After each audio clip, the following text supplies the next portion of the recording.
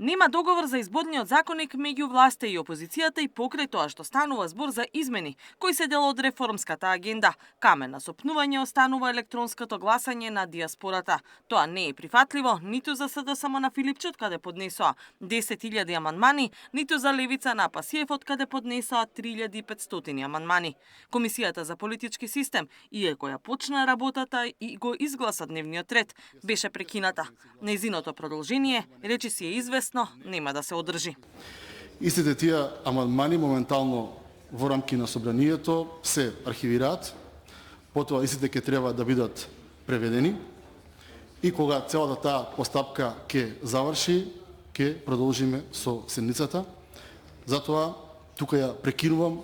За дневниот ред сепак гласаа пратениците од опозицијската ДУИ. Предходно премиерот Мицкоски потврди дека власта е подготвена да ги прифати сите забелешки на СДСМ, Левица и ДУИ во делот на финансирањето на кампањата за писниците од гласачките места, глобите за негативна кампања на социјалните медиуми. Во Австралија треба некој да патува 10 часа со авион, 10 часа напред, 10 часа назад, за да го оствари своето гласачко право. И тоа не е коректно. Јас зборувам за оние кои што се на избирачкиот список и оние кои што поседуваат македонски пасоши. За тие зборувам и македонски патни испред. Се останато, како што ќе кажат, така ќе прифатиме. Нема да гледаме, бланко им даваме поддршка на се останато.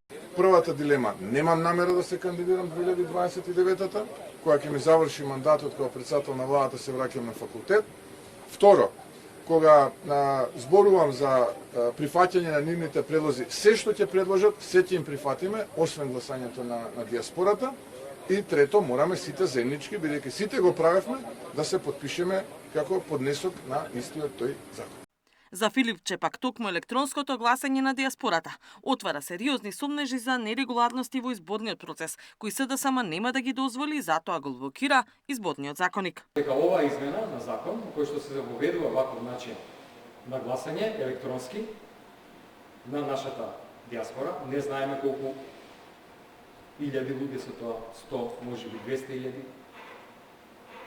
луѓе, отвара можност за злоупотреба, за контролирано гласање, за тоа еден човек да гласа во име на повеќе луѓе. Ако имаме сомнеж дека нешто може да го поремети нашиот изборен процес, зошто да се брза? Дотолку повеќе што изборите нема се утре ниту на есен, во 2029 година се. За 3 години од сега. Еве нека се формира некоја работна група, експертска, повеќе политички партии и да се уреди тоа. Нека го тргнат тој член од законот, да се работи, па понатаму може повторно да се додаде во изборниот закон. Ако се осигураме дека тој систем е добар. Од Левица се сомневаат дека гласањето на диаспората намерно е вметнато за да настане блокада на изборниот законник. Е заговор против Левица на двете најголеми партии за да повторно останеме без државно финансирање, затоа што во ваков статус кво случај единствен кој губи е Левица, бидејќи остануваат непринципиалните правила на политичка дискриминација. Изборниот законник е едно од 4 законски решенија за кое е дозволено филибастеринг според новиот деловник. Катерина Нешкова, Сител телевизија.